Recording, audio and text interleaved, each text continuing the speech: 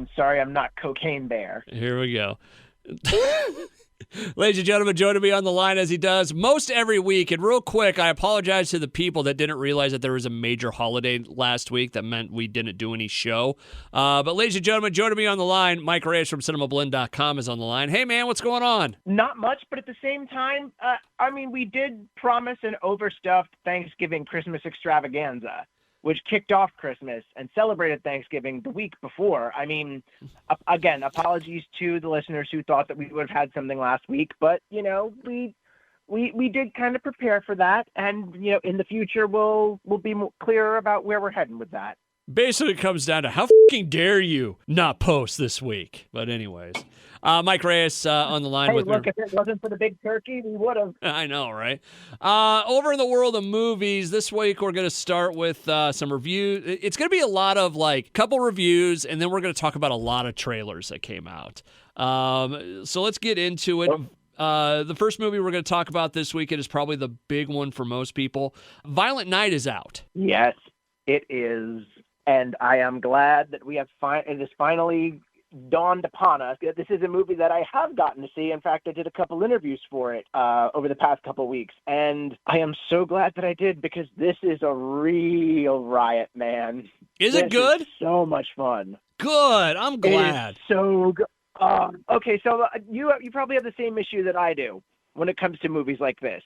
Like the past couple years, we've seen movies like Fat Man, or, even to a certain extent, Tim Allen's Santa Claus was sort of a creative riff on Santa that's not just your normal holly jolly handing out presents and, being pleasant. And especially in the case of Fat Man, where it's like he's some sort of government contractor who has weapons and does damage. But the problem with those sorts of movies is you can promise a concept all you want and it can look cool in a trailer, but then when you get to the movie itself, there has to be more substance, or it just doesn't work. And that's why when I saw the trailer for Violent Night, I was a little worried, because I dug it. I dug how David Harbour really dug being Santa, both as an ass kicker and as a Santa. Yeah. But I was afraid that wasn't going to carry over into the movie. This movie somehow mixes bone-crunching action, dark, bickering family comedy, and then a movie about Santa Claus regaining faith in Christmas. And every piece of this works, and nothing is sacrificed in the pursuit of the other. And just a basic story rundown: Santa Claus, played by David Harbour, wanders into this rich family's house at the wrong time, because a group of armed robbers are trying to make off with a several $1 million payday. And those robbers are led by John Leguizamo. So it's basically like you've seen the log lines where it's like, oh, it's Die Hard and Home Alone and all these other Christmas movies. Yeah, that's pretty much what this is. Nice. Mike Reyes from Cinemablend.com on the line with me right now. Real quick, going back to something you said, one of the biggest things that I don't know if I agree with it or if it's overdone or how I feel. I just always feel like if I see something about Santa losing his faith in Christmas, that it's not going to be a great movie. It is something that has been done before. At the very least, it seems overdone. You really need to come at it with a fresh angle. It's just like with any Christmas movie. There's always a struggle where every year there's a handful of Christmas or a handful of holiday movies, even not just Christmas, but there's a handful of holiday movies that really want to become the next big thing, the next one that goes up there with your Christmas stories or your Christmas vacations, where it just sticks with you for those years. It doesn't always work. I think in time, Violent Night could be one of those movies that slips in there, because it commits to all of its bits. And I definitely have to shout out Tommy Wirkola, who is a director that did, he has this Nazi zombie movie, Dead Snow. He has Hansel and Gretel Witch Hunters. He's used to offbeat stuff like this. Yeah. So you've got a director like that. You've got Josh Casey and Pat Miller. I'm sorry, I need to make sure I got those names right, because if I didn't, I'm going to kick myself. Hard. But you have, Josh Miller and Pat Casey. That's it. Yeah, Josh Miller and Pat Casey, the writers behind the Sonic the Hedgehog movies. You've got them with this wonderful director, and then it's from the producers of Nobody and John Wick and Atomic Blonde. Basically, you've got this whole group of people that take unlikely concepts and make them work.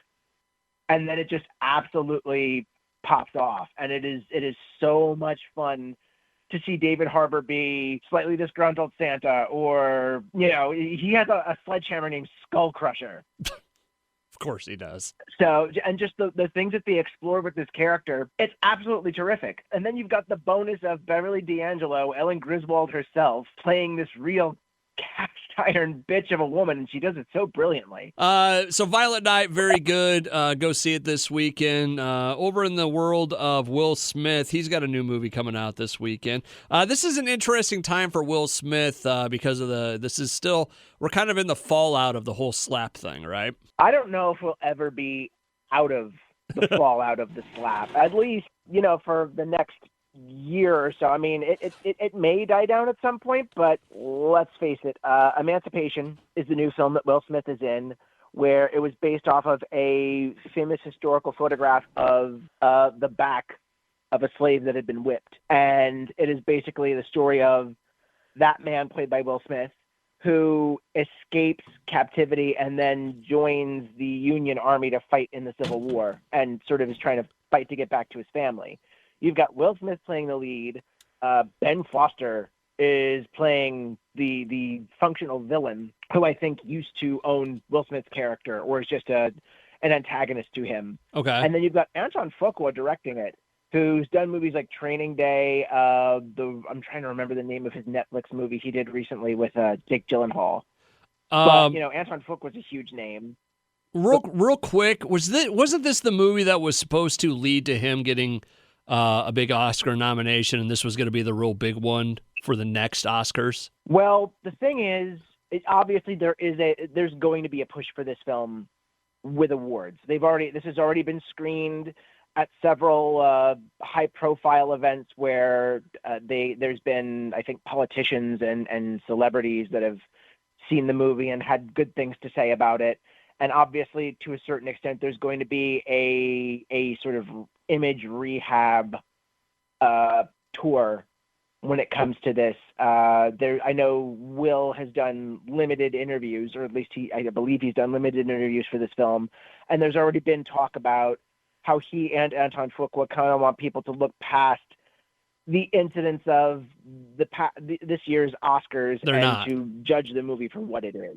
They're not. It's going to be hard to. It's going to be hard to. And I honestly think that as much goodwill as people can throw out there, it still is a very touchy subject. This won't be, the whole slap thing won't be over until he's back at the Oscars. After whatever his suspension is. It's not going to be for 10 years. Yeah. So it's not going away. You just have to. That was 10 years.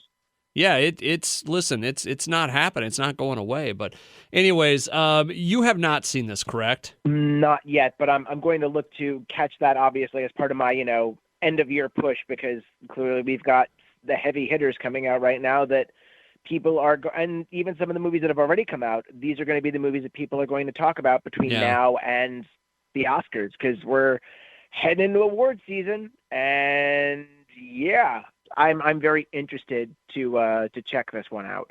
Mike Reyes from Cinemablend.com on the line with me right now. So that's Emancipation. We'll keep her out. Okay, go ahead. If there was anything that would really put a dent in the aftermath of the slap, it's Will Smith and Chris Rock sitting down and talking. Or at the it might start with Chris Rock. I think Chris Rock has even said he wants to do a Netflix special, and he would talk about it in like a big Netflix special. I think what they should do is have the two of them talk it out in a Netflix special, and maybe have like David Letterman moderate, because he's a fantastic interviewer. He is. He really has been shining with the stuff that he has done. The stuff that he did in the past with Will Smith. Like there was that interview he did with him that Will talked about, that weirdly prophetic dream he had about something pulling everything away from his family, and like how he felt like he had to protect them. Yeah. And that was right before the slap happened. So if there was anyone that I honestly think they should have David Letterman moderate, that sort of like, that could be the big interview that sort of sets the table for making things right.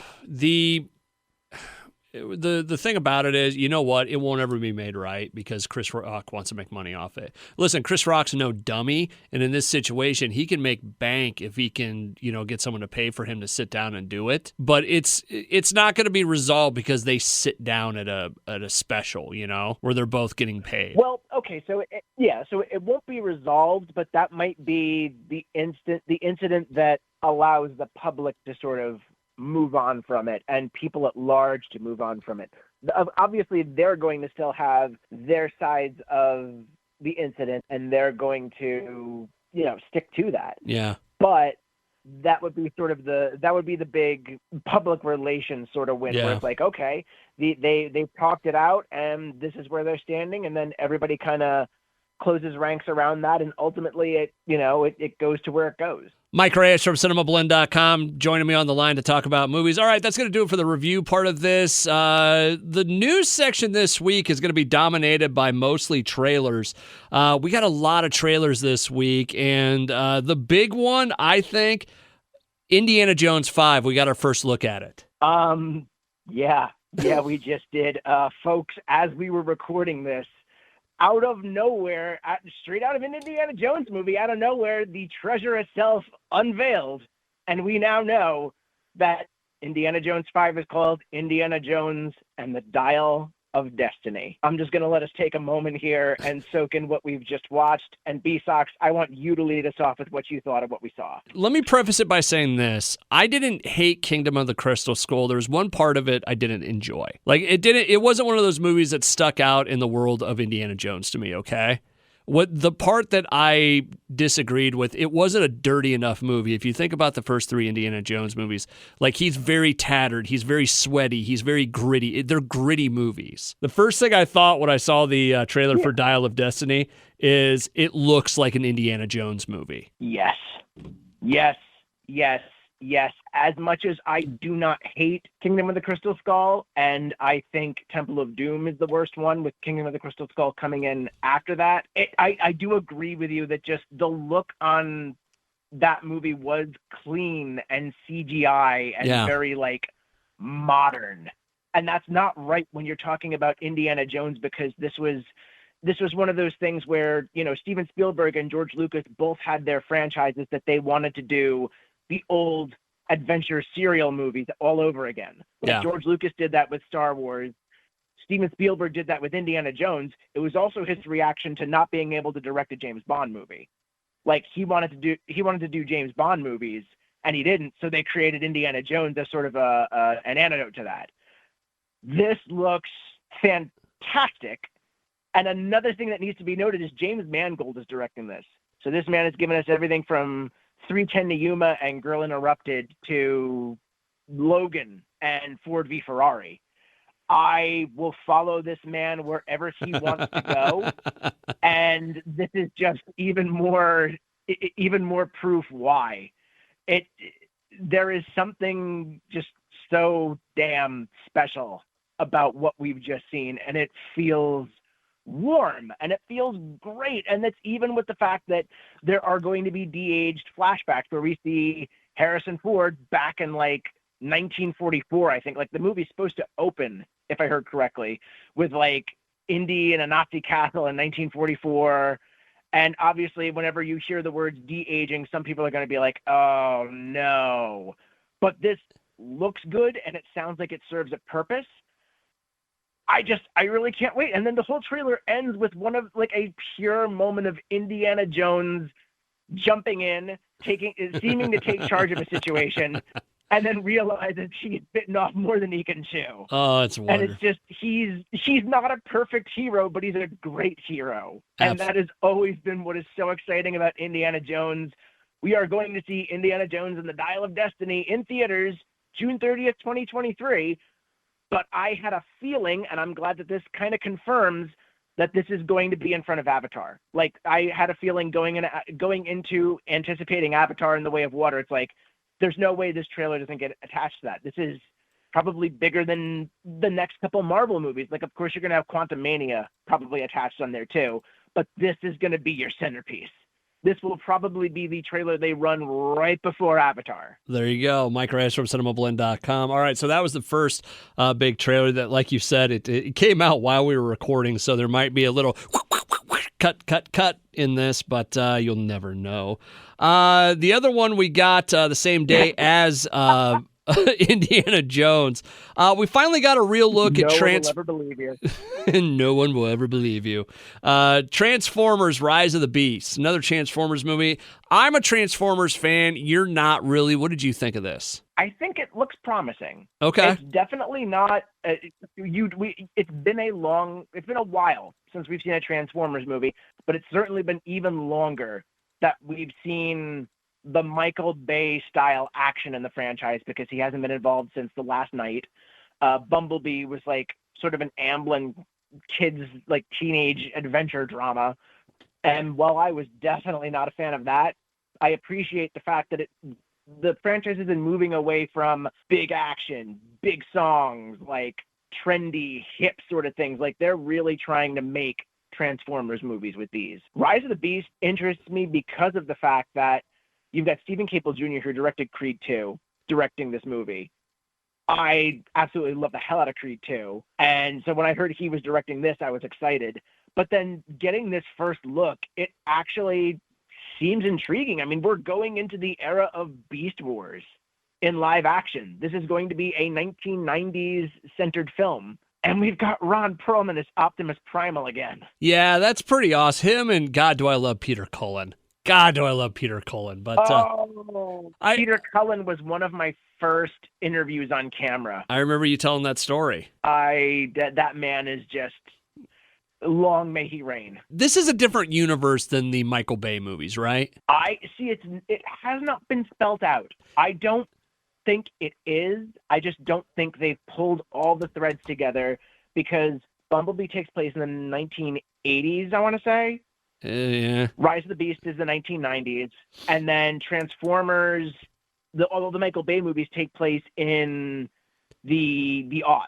Yeah. Like aughts/present day. So what I think there's a loose continuity that if they really wanted to, they'll tie everything together, but at the same time they haven't explicitly tied everything together. Yeah. So there's no pressure for anyone to make a decision yet on how they want to enjoy this or how they want to handle it. But the way I see it, it almost is a loose continuity that ties everything together, and we're just waiting for a couple pieces to fall in. I think this is kind of in the world of, you're getting into the world of kind of Guardians of the Galaxy here, where you're going to have to really do this right for people to like it. You know what I'm saying? I think that's where the pressure has always been since day one. I think that they just didn't. It just happened to work the first couple times. It happened to work that it didn't follow that sort of model, because I think people were just hungry for Transformers. And again, this is like 2007, that first Transformers movie comes out. The market was very different. Yes. Like we were still in that sort of, well, throw anything against the wall and see if it sticks when it comes to blockbusters.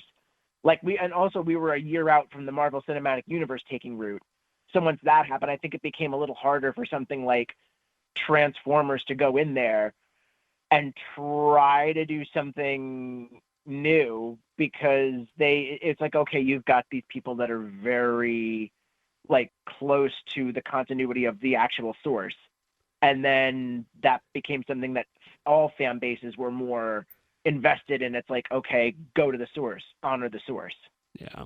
Mike Reyes from Cinemablend.com on the line with me right now. So that's Transformers: Rise of the Beast. And then the other one we got, well, actually, we've got two more to do. One is just really funny that I want to wrap up with. But we also got a... that's going to be the beauty. The other one we got to get a look at is, and I actually wrote it as Mario Kart, but Super Mario Brothers. We got another look at that. I can't believe why you would write it in as Mario Kart. Why would you ever do such a thing? Maybe because the Mario Kart sequence looks f***ing awesome? It does, but that was the moment I started to worry about this movie. And it's, I'm not saying it's a multiverse, but I'm saying it's a multiverse. The part that I'm worried about, and it's not the Chris Pratt as Mario thing, which some people obviously been upset about, some of that stuff. But are we going to cram so much Mario Brothers into one movie that it doesn't make sense? Like there's nowhere else to go afterwards, because you saw the bear costume, you saw the Mario Kart, you saw there's a couple other things that it's been a day or two since I watched a trailer, but Tanuki costume. Yeah. But you have it looks like they're cramming a lot of stuff into this. I think I definitely see a lot of stuff being crammed into it. However, I'm taking that as they're going to touch upon all these multiverses, and I think they're pulling, for lack of a better term, Super Smash Brothers. Where they want to touch. That's another one. Super Smash Brothers is in there. Princess Peach's Castle is straight out of Mario 64. You've got Mario Kart. There are so many universes that they could pull from with this. Luigi I thought there were some pieces in that first trailer that almost look like Luigi's Mansion, but I could be wrong. But they're obviously trying to pull from so many different pieces of the Mario legacy in order to bring people back to the table. And you kind of have to, considering the last Mario movie that was made was the John Leguizamo, Bob Hoskins one that people are coming around on. Even John Leguizamo's coming around on that movie. The movie's awful. And you're watching the trailer right now while I'm talking to you. Oh, is it feeding through? I'm sorry. No, it's okay. No, I'm Doing sorry. a radio show. I didn't mean to. I honestly didn't. So, I don't. I care. Just as long as it doesn't bleed in the recording, I don't care. I'll have to go back and check. So there may be an awkward cut here. There may be I don't think it looks bad. It just looks like there's a lot going on in there, and it's like any other movie when they cram so much stuff into one hour and a half block or whatever it happens to be. Sometimes less is more. Yeah, it's an unknown quantity. There's a lot of ground that Nintendo probably feels like it needs to make up on, considering if that first movie did well enough, they probably would have not only made sequels, but I mean, there was a whole sequel teased in that first John Leguizamo, Bob Hoskins movie, but they probably wouldn't have been as scared to approach that. I can see why they waited so long, but at the same time, it's the same problem that every big property like this has when it's being adapted into a movie. There's so much, and you want to pull from so many different corners, and it eventually becomes a game of, okay, where should we start? Where should we pull? What should we save for the sequels? And I think they're really trying to tease where they want to go. But, I mean, besides the Chris Pratt casting, Anya Taylor-Joy sounds great as Princess Peach. I am enjoying Charlie Day as Luigi. I am prepared for Jack Black to steal this movie as Bowser, but I'm disappointed that we've seen Donkey Kong but didn't hear Seth Rogen's Donkey Kong voice. Yeah. Well, we'll have to see what happens with that. Mike Reyes on the line with me from Cinemablend.com. All right, this week on the show, we're going to wrap up with another trailer that came out this week, Cocaine Bear. Ladies and gentlemen, there is a movie about a bear that has ate or sniffed or taken a metric ass ton of cocaine, and now it appears to be murdering people. Yeah! Oh, man! Oh, okay. So, people probably already know this, but I'm just going to throw it out there anyway. This is inspired by a true story where apparently for 5 minutes in its life before it died, a bear that stumbled upon and ingested a metric, I believe you said it was a metric ton of cocaine. No, metric ass ton. A metric ass ton, sorry. Yes. Became the most dangerous apex predator. And director Elizabeth Bank, along with producers Lord and Miller, who have done the Lego movies and a whole bunch of other awesome stuff, it looks like they are taking the true story and embellishing it into a grindhouse / B-movie horror film. And I am perfectly fine with that. You've got Kerry Russell in here. You've got Margot Martindale. You've got the late Ray Liotta in one of his final roles. I think Alden Ehrenreich from Solo is in here. Because I think he's one of the guys that was yelling, like, the bear did a lot of cocaine. It does. Look, yes, Alden Ehrenreich is in there. And then Scott Zeiss. I have to shout him out because he is, people that are familiar with his work will recognize his face because he's the first guy in the trailer. he is on TikTok, and he does a lot of fun, like, customer service rant videos. Like, if I showed you his videos, you'd probably recognize him. And it was funny because a friend of mine and I were talking about this on Twitter, and he's like, is that the guy that does the IKEA rants on Twitter? I was like, yep, I think it is. And then sure enough, he starts tweeting about it. It's like, that's him. Oh, it just looks amazing. Yeah, I know. It looks like something. You love what? I love the scene where the bear is eating the cocaine. What him? Oh god! It's like, yeah, that's not exactly the best. That's not exactly the best decision, but let's just roll with this, man. I mean, man. Universal is wild right now because you've got Violent Night coming out this week. You've got Cocaine Bear coming out next year, which looks fantastic. It looks like they've got a balance of your big budget sort of movies, like they still had Jurassic this year. Yep. They're gonna have Fast X next year. They've got their big tentpoles, but they're also branching out and doing wild like this. And I'm so happy because this looks like it's going to be just a ride. Like, apparently, I don't know how credible this is. I'm looking at Wikipedia right now, and it says this movie is 91 minutes. I'm expecting this to be a tight, fast, amazing, it's a ride. Bear killing things because it's high on cocaine. How much other story is there going to be here? It's nicknamed Pablo Escobar. That was the nickname for this bear. It's Pablo Escobar. There's been several podcasts and YouTubers that have done videos on this. So if you really want to get into the true story, go dive into that now. This just looks like a blast. I am there. No questions. I can't wait. Mike Reyes. Cocaine Bear, come on the show. Mike Reyes from Cinemablend.com joins me every Friday on the show, or Thursday, or whatever hell day it is.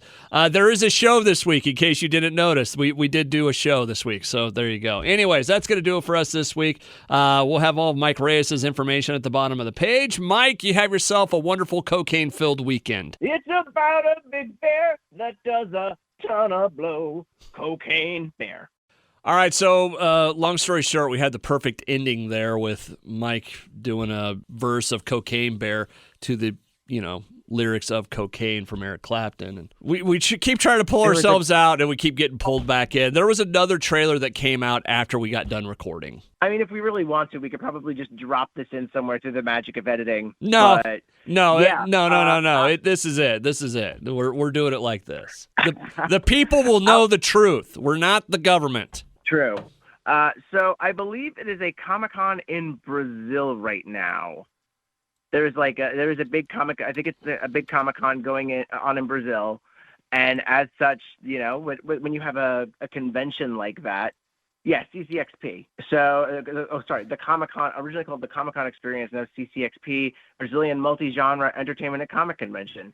So that sounds like a good place that if you're a company like Disney, you start dropping trailers. And this is probably why we got the Indiana Jones and the Dial of Destiny trailer yesterday. However, of course, as you had said, we get off the phone, and what dropped shortly after, Guardians of the Galaxy Volume 3 dropped its first teaser. Yeah, it was like I was in the middle of editing the actual interview we did, the show, and you sent me a message and you're like, "Hey, should we do another 5 minutes on this?" It's like, yes, we should, because now that you say that there was a Comic-Con yesterday, that completely explains why we got so much yesterday. Yeah, that, and I still think that they're also setting the table for all the trailers they're going to have with Avatar. So now with that in mind, it probably isn't a case of, hey, people are starting to talk about these movies, we may as well just put all this out before it gets leaked. No, there's a big event going on right now, and we're putting out the fine china because it's time to start setting the table for 2023. Yeah. All right. So with that being said, we did get the trailer for Guardians of the Galaxy Volume 3. And this is not going to be a fun movie. This is going to be a sad, emotional journey is what this is going to be. They're going to kill my boy. I know they're going to kill my boy Rocket. Yeah. If they don't, it will be a miracle. But I think our dear friend is taking his last bow, and it already looks like they're setting it up in the trailer. He's kind of, what it made me think? It's like, I wouldn't mind an old man Rocket spinoff. Because he's all like, well, I'm tired of running. And it's like, oh, one last fight, right, buddy? One last ride in the sunset. Boy, I tell you what, that scene of them reaching in the cage to get Rocket and the look on his face is so sad. Yeah, and the thing is, I saw that leaked because a couple of months ago, someone had leaked, I think, the D23, like, footage. Yeah. And that it wasn't exactly like what we got now, but that was one of the scenes.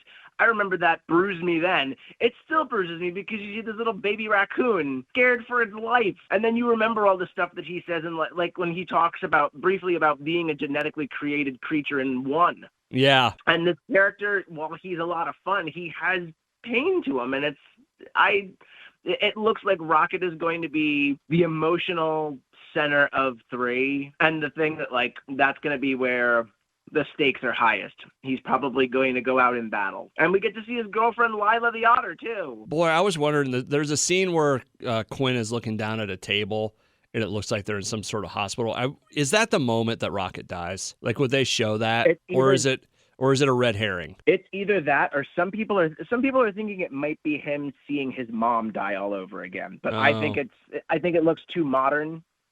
Because you remember, you go back to whatchamacallit, Guardians 1. Could it be Mantis? I don't know. Now that they set up the Christmas, I feel like the Christmas special, which we haven't talked about. Have you watched it yet? No, I haven't watched it yet. Oh, I can't talk about it then, and why? That's a big deal. I know there was a huge revelation with Mantis, and I need to watch it so I can discuss that with you probably next week. I wonder if that's it. See, I don't know if they would. Listen, I don't want to spoil the Christmas special for you, but there was obviously one reason it was made. Okay, there is one reason why it was set up. It was to put something in place, and I wonder if that's it. Well, I'm going to be very interested to see if that's the case, because I just don't know why they would. Mantis still feels like a fresh enough character that they wouldn't do that. Yeah. But again, I don't know the revelation. So the revelation itself may be, oh, well, this is why dipshit. Yeah, I want to tell you, but I don't want to ruin it. I'm actually kind of legitimately surprised that you don't know what it is. We had a staff meeting this week, and someone had a pitch for it.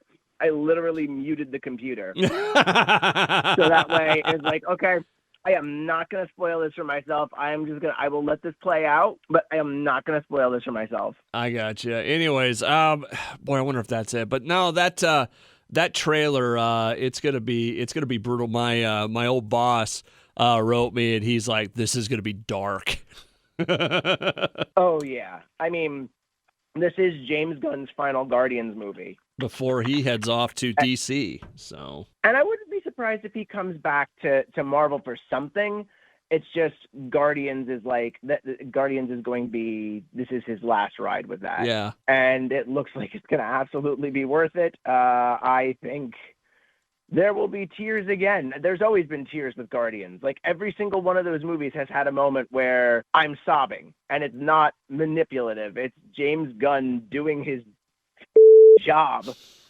Like with these, obviously Quill flashing back to his mom's death at towards the end in 1, and then Yondu dying in Guardians 2. Like obviously, the man knows how to give people's tear ducts a workout.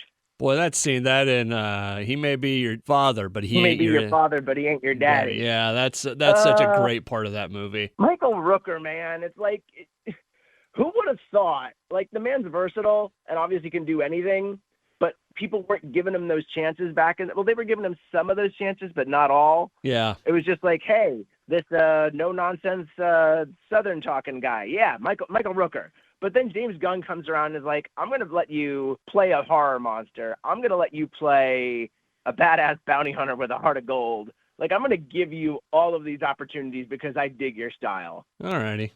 I love that. Boy, I wish we could have more talk because I think I'm right. But if you haven't seen it, I tell you what,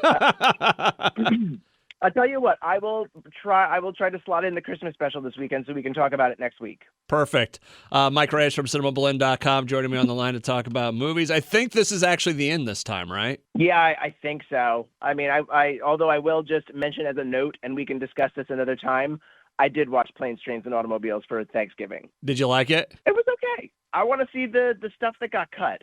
It's not a and real quick we can hit this. It's not just a ha-ha funny comedy all the way through.